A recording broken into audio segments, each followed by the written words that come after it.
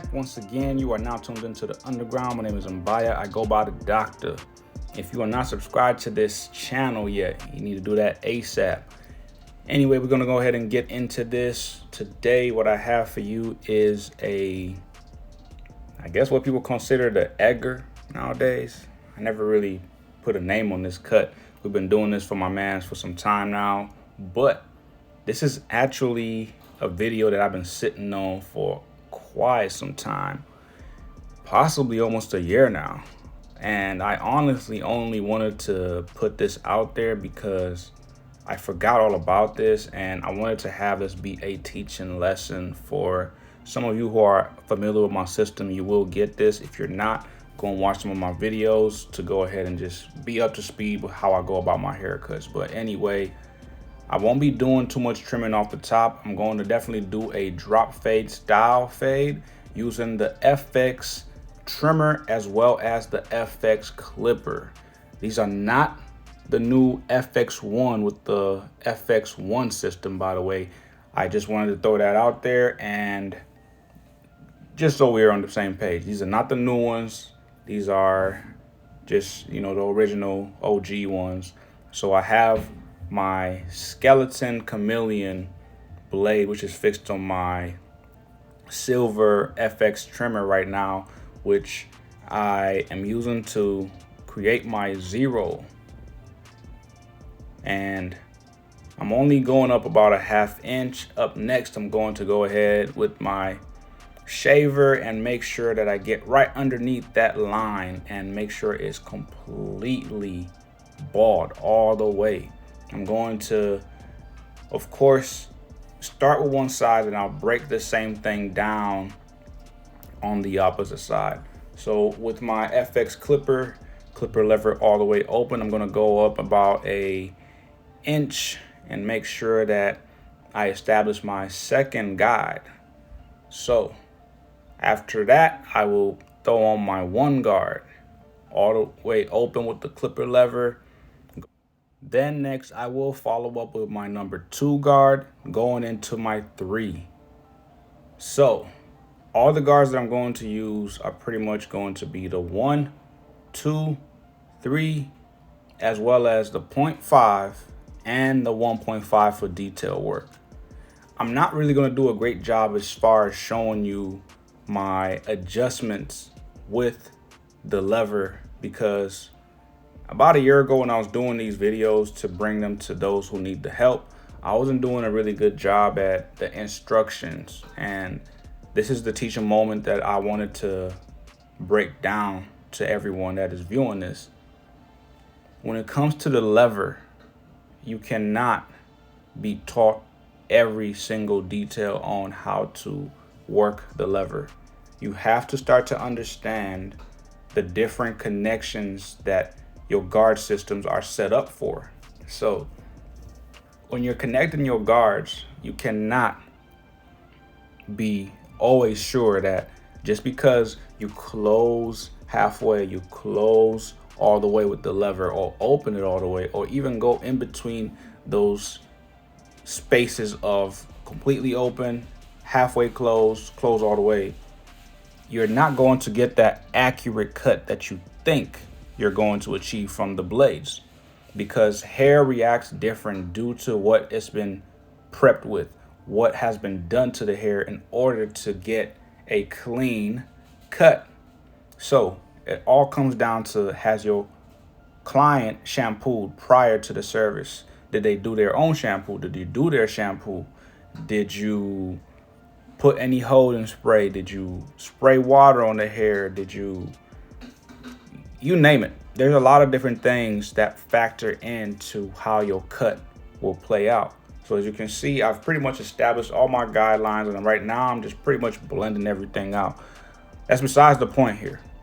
I'm kind of giving you somewhat of my version of a story time on what it takes to get fresh, clean, blurry blends.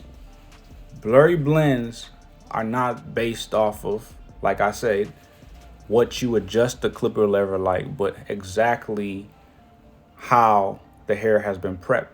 Someone can go for 3 months without a haircut head into the shop, think their haircut's going to be flawless, and have a very crap, garbage cut due to lack of training, lack of literally combing or brushing the hair, moisturizing, you name it, shampooing.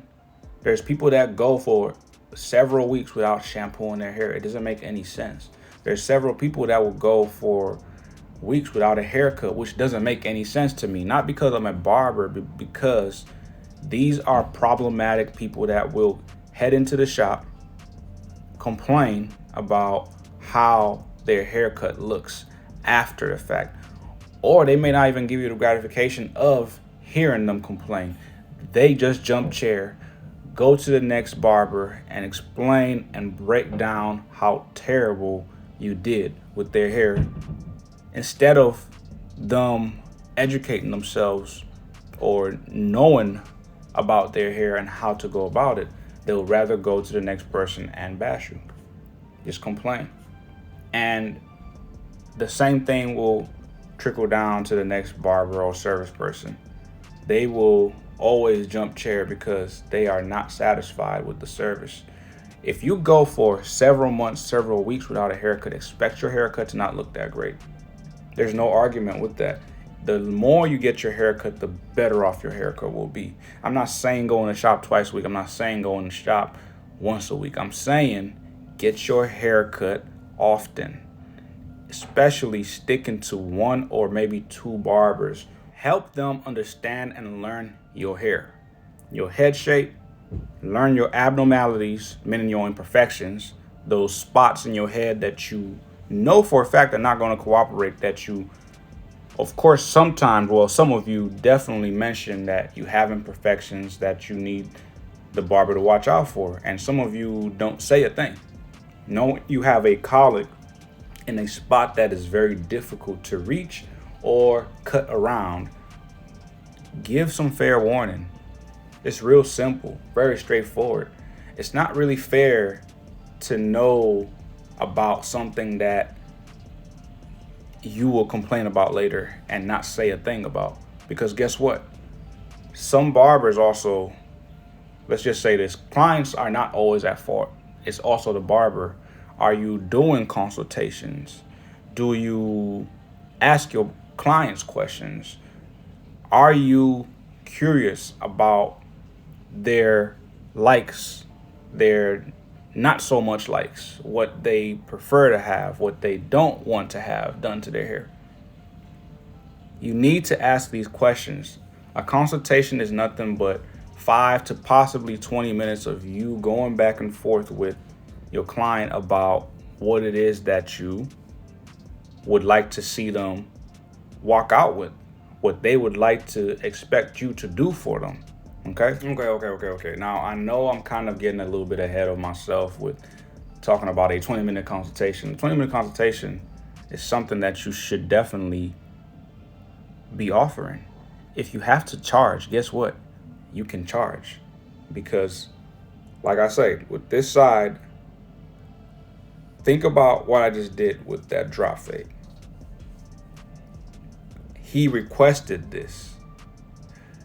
This is a client's preference job being presented to you right now. This is not just something that I felt like doing. It looks good. It looks great. It works for him. He's happy with it. Some people may watch this video and cringe at this video. So something as simple as a drop fade on a haircut which has a super tough, harsh fringe in the front that he slightly keeps natural but wants me to touch the line, specifically the C cup. Then the front is just pretty much going to be left. Just, let it do what it does, let it do what it do. But anyway, haircuts are simple. Don't complicate it, especially when your client wants something done. Do what they want. If you have recommendations, definitely go for it. Let them have it. Put it out there on the floor, put it on the table, whatever the case. Let them know. This is what I think we should do. This is how I feel this will look like. This is what I feel about your maintenance on maintaining this haircut, as far as how often, how frequent you should return into the shop, how you should style it, how you should go about washing it, and what to expect a few days after your haircut. Things of that nature is what you should be prepping your client for. Don't do what the heck you want to do just because it's what looks good to you. That's no good. That's not fair. Do what they want. They're paying you, they're returning because you're doing what they want. And not only are they happy, they're very satisfied, and they're going to recommend more people to you because you listen. Client and barber or stylist whatsoever relationship is one of the most important things that you should ever master. Yeah, sure, clean fades, clean cuts, all that is great. It's amazing. But my guy here, he's been coming through, let's say, maybe 8 years. He went missing in action for a bit there, especially around COVID times. Things got a little eerie out here. It got a little spooky, it got weird. When that thing hit, it had everybody just scattered. They stayed away from the shops. They stayed away from anything that had to do with being around people. A lot of parents, for example, literally left their kids out of the whole school programming thing. Like, we're doing homeschool. We're not having you go to these schools. It's crazy out there. It's pandemonium. People are working remotely, you name it. And I don't know exactly his story with what happened with him, but he did go missing in action for some time. He returned recently, if anything, especially, I haven't cut his hair on film for some time now. Since this video is about it's over a year old. It's gotta be. Because as you can see in the background, all I have is one, maybe two gamma tools, which I'm not going to use any gamma tools in this video. I haven't used any. This is all about the FX skeleton trimmer as well as the FX clipper.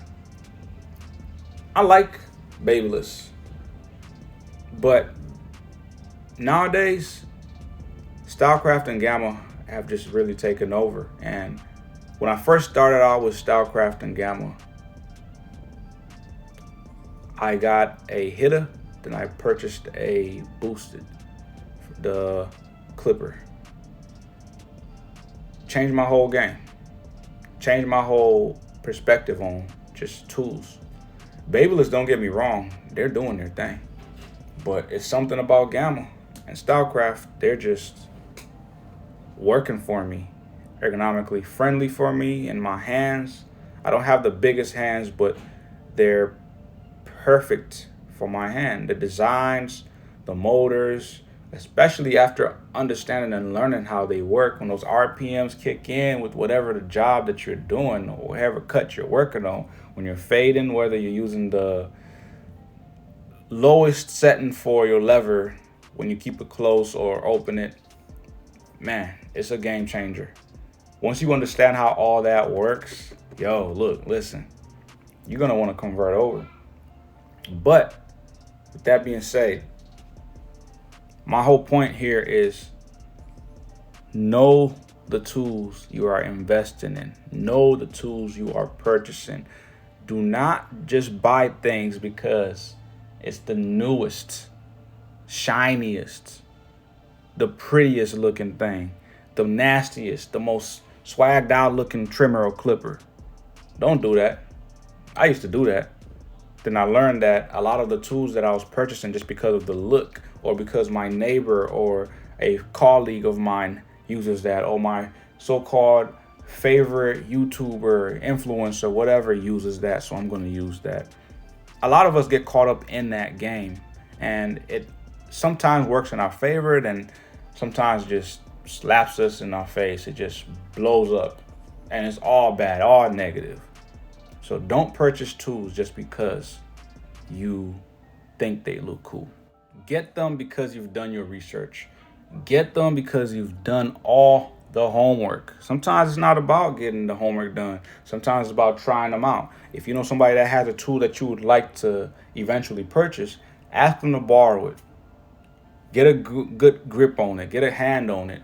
Get a feel for it. If you can use them on a few clients, see how you feel, hey, be my guest. Then there's sometimes just seeing is believing. All right. And that's where I'm at with Gamma Stylecraft. Stylecraft, I had to see, then I believed, and it was on after that. And it's just, look, it's very interesting how these tools will do. But anyway, just to digress back on the topic of how to advise your clients, you should never, ever get anybody new in your chair and not give them all of everything. Some people are not big talkers. Some people are not good listeners. There's some people you cannot do anything to save or help. They just want a haircut. They just want to leave the shop looking better than what they came in looking like. There's some people that are going to talk your ear off, and you better be ready with those answers and don't give them nothing bogus. Now, we don't know it all. This is why we have referrals. Sometimes if you can't do a certain service, if you've tried your best, you've exhausted all your techniques and skill, refer them to a different stylist or barber. Otherwise, if there's something going on with the skin condition, scalp condition whatsoever, send them to an expert. Send them to a dermatologist whatsoever, Sometimes everything, we just don't know it all. So when it comes to hair, it's, to some people, most people, well, I'll agree with it. I'll say it too. It's art. There's no wrong way of cutting hair. There is ridiculous ways of cutting hair, and some ridiculous ways are really great, and some ridiculous ways are really terrible. And when I say they're terrible, it's because you're not cutting for quality. You're cutting, making your life really complicated. You're not helping anything as far as the skill, the technique. So as you can see where the haircut is at right now, the level where I have reached right now, everything looks pretty good. I am pretty much just cleaning them up, making sure everything is ready to go for going into that cropped up top on the top of the hair, and literally just kind of clean up the sides with some shears. I'll get some water in the hair and just make sure, I trim it up to where it's not too harsh of a line, but I'm talking about along the ridge area, on the side of the fade. I don't want that to really be a harsh line, but this is what he wants. You can't talk him out of it. This is his request. He's happy with it. Now, everything is all in the detail. If your client leaves smiling, if they leave happy, let them do what you want with that information. But I'm just saying, from my experiences, I have done quite a bit of different haircuts in my day, and I'm still learning new haircuts because nowadays there's a lot of new styles, which, look, I can't even keep up. I'm down for a challenge. I mean, I don't know who's all done a mullet. The mullet is not an easy cut. It looks easy. It's fairly simple. It really is, but it's not that easy. It's very intimidating when you actually have somebody request a mullet and you literally get the craziest face going to where you just have to go for it. Ask them for a photo, ask them for whatever it is that they have seen that favors to what they want, because there's many different ways to slice it. You can go with the natural look or go with a more modern style mullet, which pretty much is a high taper or a fade on the sides. It could even be a south side. But I mean, look, I don't know. Y'all let me know in the comment section something about how you're feeling about some of the styles nowadays. I think they're all really dope, like crazy dope. There's actually so much out there to where nowadays, compared to when I was coming up, growing up in this world, you will get dogged out for certain styles. You will get clowned. You will be the joke for years even, you know? I mean, I remember when I first did like a Southside style, mullet style with locks on the top. Shoot, look, listen. They called me Reggie from the Nutty Professor for years. I'm gonna get into that in a whole other video. Trust me, I got photos and everything. Y'all gonna just be on the floor or something like that. But it was fly, you know. I thought it was fly. It's what I wanted. I had a barber at the time. Nowadays, I really wish I had a barber, you know, to cut my hair and do some fun looks. But unfortunately, I gotta cut my own hair. It's very difficult to find a consistent barber. It's extremely difficult. I would have never thought getting your hair cut will get this complicated. If I would have knew, I would have probably, I don't know. I was gonna say go bald, but it's irrelevant. I mean, it doesn't even make sense for me to say that, but I love cutting my hair. It's just, it sucks some days, you know. I just want to sit down, relax, you know. After long days at the shop, you don't want to be in the mirror cutting your hair. Like, that sounds nice and all, being able to cut your own hair, but I really don't want to deal with that. Like, I would rather have somebody service me, but you know, it is what it is. Nowadays, you know, you get what you get. In my city, for example, we have a lot of great talent. We do. It's just the inconsistency. I don't want to be waiting forever for my haircut. You know, I don't want to be in the chair, waiting chair for 2 hours knowing I have an appointment. That's just crazy to me. Like, who does that? When did we make that regular, as in normalized, for us barbers to just treat clients that way? I know I'm a barber and other barbers will expect me to understand because it's what they do. Well, guess what? I don't have people waiting around. Guess what? I don't have people late getting in the chair. I don't have no one sitting around waiting for me. If I wasn't clear the first time, that's crazy to me for people to not be punctual. I just don't get it. You know, I don't get it. I really don't. It's madness. But, you know, to each their own. We all have our ways of whatever works for us. I just don't think I'll be guaranteed the money that I do get if I have people sitting around waiting. That's crazy. Out of control. Really disrespectful, if anything. Why would you have people have appointments and have them show up with somebody else in the chair? I have people that book regularly, twice a week, once a week, that I am not gonna have waiting.